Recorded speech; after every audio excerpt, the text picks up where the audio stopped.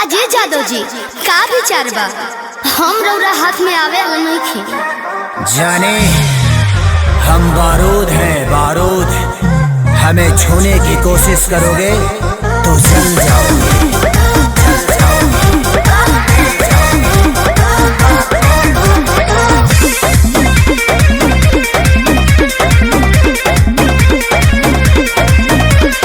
गुंडा कर दे बाबू तोहर चले नहीं। अच्छा मिली ना ऊंची झवा जौन तोहरा चाहे देवे के अरे सीधे सीधे मनबू की, सीधे सीधे मनबू की गोली चलबू हो।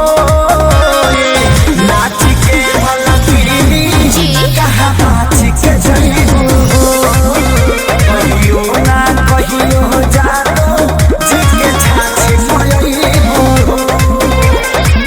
नाच के